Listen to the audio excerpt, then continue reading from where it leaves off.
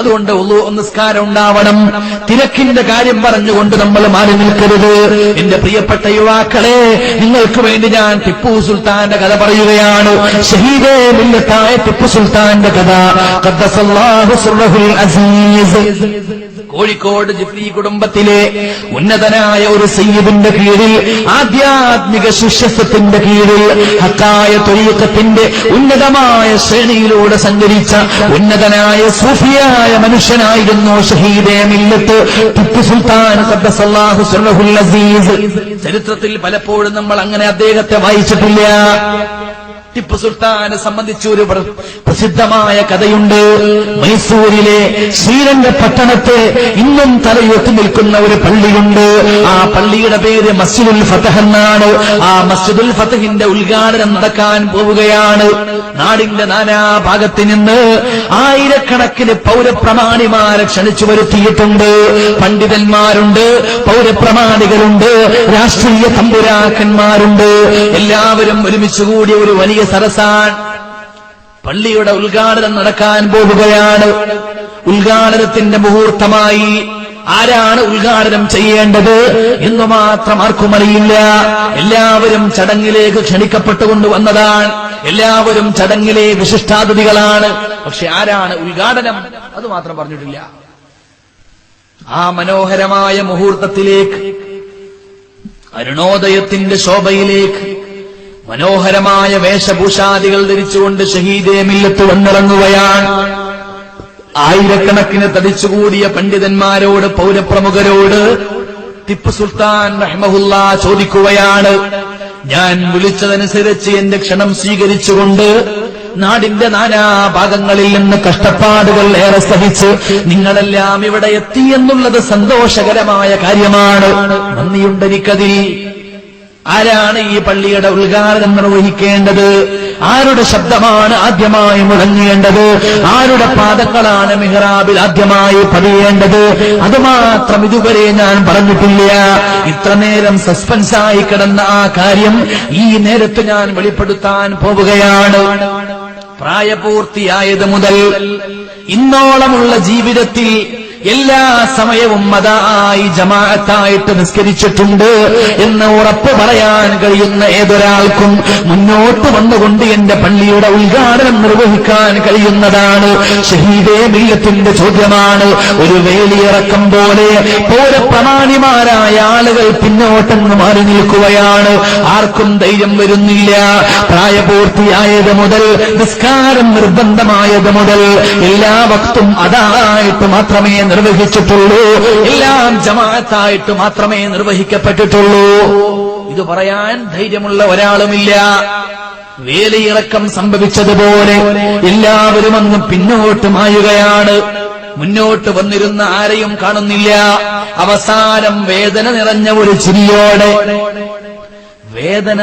ഒരു ചിരിയോടെ ഷഹീദേ മില്ലത്ത് ടിപ്പു സുൽത്താൻ പറഞ്ഞുവത്രേ, നിങ്ങൾക്കാർക്കും അതിന് ധൈര്യമില്ലെങ്കിൽ തൽക്കാലം ഈ പള്ളിയുടെ ഉദ്ഘാടനം വിനീതനായി ഞാൻ തന്നെ നിർവഹിക്കുകയാണ്.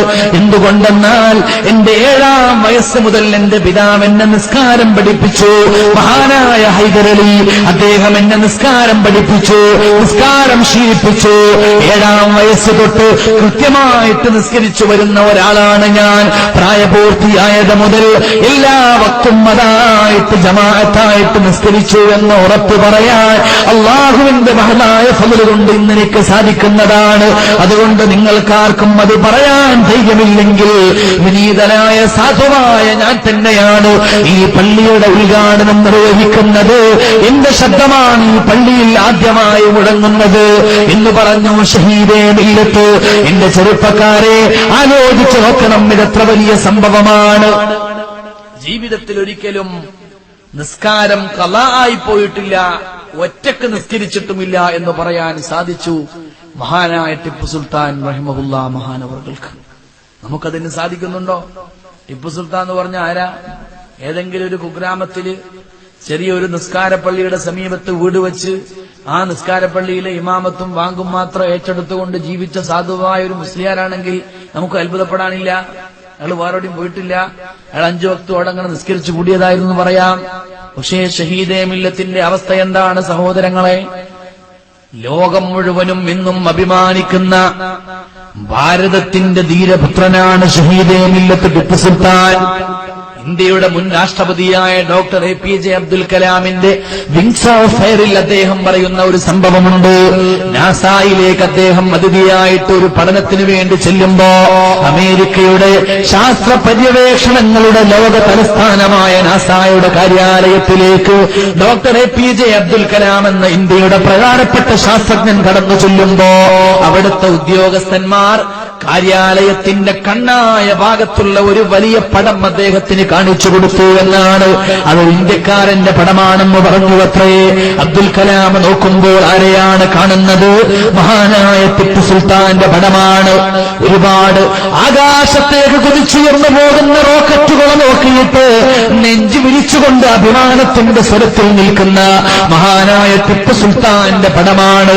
അമേരിക്കയിലെ ആയിരക്കണക്കിന് ശാസ്ത്രകാരന്മാരുടെ തലസ്ഥാനമായ ആയിരക്കണക്കിന് പര്യവേക്ഷണങ്ങളുടെ കേന്ദ്രമായ നാസായുടെ കാര്യാലയത്തിന്റെ കണ്ണായ ഭാഗത്ത് ഏതൊരു ശാസ്ത്രജ്ഞന്റെ പടമാണ് അഭിമാനത്തോടെ ഇന്നും അവിടെ തൂക്കിയിട്ടിരിക്കുന്നത്.